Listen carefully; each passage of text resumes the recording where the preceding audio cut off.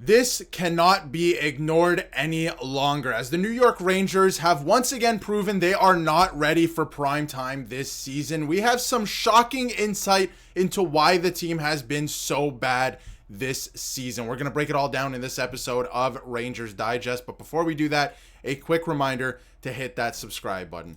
About 68% of you who watch these videos are not subscribed to the channel. So if you want to stay up to date with everything that's happening with the New York Rangers as we head towards the playoffs, be sure to hit that subscribe button. Now, it is looking more and more likely that the Rangers will be missing this year's Stanley Cup playoffs, but there are still a lot of games left, and we're going to get to that later in the video. But the Rangers once again drop another game that they needed to win against the LA Kings in Los Angeles. And you know, the LA Kings have been unbelievable on home ice this season. I think they've only lost 4 games on home ice all season. But before we get to that as well, I just want to point this out because I have been every single video and every single time it's happened around the league. Sam Rosen again getting a standing ovation for his final season. He is retiring in just a handful of games at this point. It's very sad, and I was hoping the Rangers could have gave him a nice farewell in the playoffs, but it's looking less and less likely that that's going to happen. And I just wanted to point it out, very classy from the LA Kings and every other team that's done that so far this season. Now, one thing I wanted to get into, and we'll get to that in a second because it's Peter Laviolette, is Sam Carrick did not play last night. He is home, and he's celebrating the birth of his son, so congratulations to Sam Carrick on that. And obviously Nicolas Aube-Kubel, who we talked about yesterday, got into the lineup for his first game as a New York Ranger yesterday. Didn't really have much of an impact, and nobody really did. And I thought this was very interesting. I saw this yesterday on Twitter, and this is from Snark Messier, and this is from Reddit, and this is the Capitals Reddit, and a New York Ranger fan coming in peace here to the Capitals Reddit, and he said, "I was at the New York Rangers Capitals game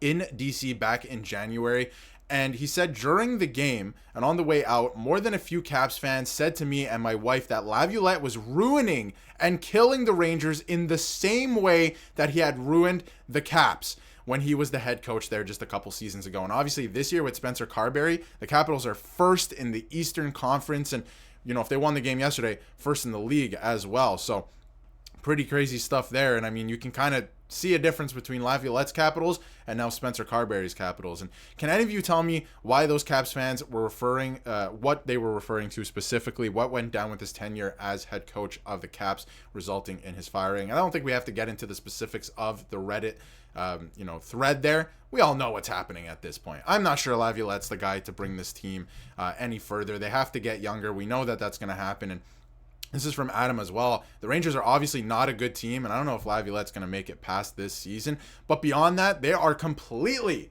unwatchable this season, especially at times this year. They've been completely, it's hard to sit down and watch. But I've seen some mediocre, New York Rangers seasons where they were at least entertaining subplots. There's nothing even worth tuning in for with this group beyond force of habit. And I mean, that is tough to say, and I think it's true for some people. And even JT Miller, I mean, a very rare sight. Very happy yesterday. He gets that first goal, gone immediately, gone right away, and it just awful. It wasn't a horrible start to the game, honestly, but in terms of shots and attempted shots on goal, horrible again. They were getting absolutely swamped again by the LA Kings, and they have been the last handful of games. And here's a concerning stat from Vince Mercogliano. In the New York Rangers' last 16 periods of play, they've been held to 6 shots on goal or fewer in 9 of the 16 periods. 6 or fewer. You're not going to win any games doing that. You're not going to win one game doing that. They got lucky against the Vancouver Canucks. That's horrible. This trend really started last week against the Calgary Flames. I mean, we've seen it at times this season, but how egregious it's been lately, it really started against the Calgary Flames. And speaking of stats, I wanted to dive into a couple more stats. And from Vince again, the power play looked better, but still nothing to show for it. The Rangers are now 0 for their last 15 and 4 for their last 47. The Rangers, I remember somebody in the comments put that, the power play wasn't a problem. It is a problem because I mentioned that the 5-on-5 play hasn't been that bad. Again, this was a month ago at this point, but they are 4 for their last 47 on the power play. You're not going to win any games like that. You're not going to win a single game. The Rangers have scored, and this is from Steven, the Rangers have scored 1 power play goal in their last 12 games. It's the first time since 2017 the team has gone at least 12 games with 1 or fewer power play goals. Just the 10th time since 1999 this has been a historically bad power play this season. And it somehow gets worse because a team that was, I wouldn't know if, you would say that they were known for this, but this is a very intriguing stat as well, and this is from Peter Baugh. It's far from the biggest issue with the team, but the New York Rangers still haven't scored a game-tying goal at 6-on-5 this year. That's a big reason why games haven't gotten to overtime, and the team hasn't gotten extra points in the standings. A few of those could go a long way in the wildcard race. Now think about it. There's a ton of games this season where the Rangers lost by either 1 goal or 2 goals, and one of them was an empty netter, where they could have scored 6-on-5. And I wouldn't say that, like I just mentioned, that they're known for scoring 6-on-5, but I feel like I can think of a couple times that they've done that in the last couple seasons where they tie the game, they go to overtime, either win it or lose and get a point. This year, you're getting absolutely no points. And games that you are going to overtime in, like the one against the Ottawa Senators, you're up 3-1 in the third period, you give up the lead, and then you lose in overtime, right? So they're squandering points this year. They could have had so many more points this season, and it's just the same thing over and over and over again. There is a problem, and I like I said about a month ago, I was like, I don't know if the special teams is a huge problem. It's definitely a problem. It's not their biggest problem. It's proving now that it is one of their biggest problems because they're not getting shots on goal whatsoever, and they're not scoring on the power play. You can't win games if you don't capitalize on the power play, especially because the power play last season was this team's bread and butter. People think that they only won the President's Trophy because of their power play. So it's been a tough season. Now, if we look ahead, the Rangers are in tough. We'll take a look at the standings in a second, but this is kind of what it's looking like. This is the outlook the rest of the way. You got the Anaheim Ducks. You should win that game. You should, quote unquote. If you lose that game, season's probably over at this point. Season might be over anyway at this point. San Jose Sharks, not a great team on Saturday night. You got to win one of these games. And I'm saying you got to win one of these games. On paper, the Rangers essentially have to win out the rest of the year. And it doesn't get any easier. You're playing Minnesota at home next Wednesday.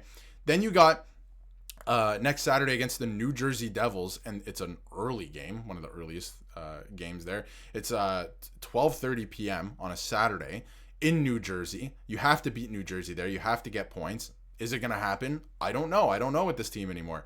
Then you have Tampa, who's on a roll, the Flyers, right? Then you're in the mix with the New York Islanders. There's the Carolina Hurricanes, like Florida Panthers, Tampa Bay Lightning. It doesn't get any easier. There's no easy games left here. Maybe the Flyers. Maybe the 2 that are coming up right now on the West Coast road trip.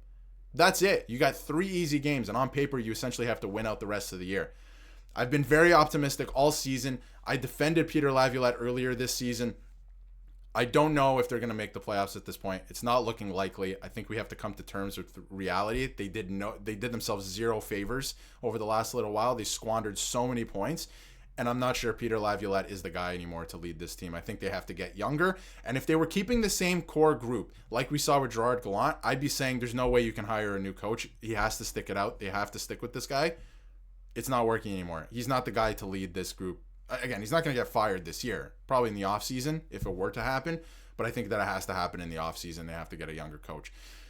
You passed up on guys like Chris Knobloch. It's getting tough, and if you think about that, now he's with the Edmonton Oilers, right? He could have been the head coach of this team, so very unfortunate. If you look at the playoff output right now, New York Rangers still definitely in the mix, but not as many games in hand as the Montreal Canadiens and the New York Islanders. I mean, the fact that the Islanders have pretty much leapfrogged everybody at this point, including the Rangers, is first of all incredible, and second of all a disgrace if you're the Rangers. Like that's unbelievable, but you're still in the mix there. The Devils are up there. It's not looking likely that any of these teams will take that spot from them. It is still possible, but I mean mathematically, but it's not looking like it's likely to happen. So it's going to be interesting down the stretch here, but I want to hear what you have to say about the Rangers game last night, their play recently. The power play has been absolutely horrible. It's definitely an issue with this team because, again, it was so dynamite last year, especially with the core group of players that you have. I mean, they're built for the power play, and it's just not producing. So it's been very interesting. We'll see how they play it down the stretch here. Not expecting anything big anymore. I've been optimistic, but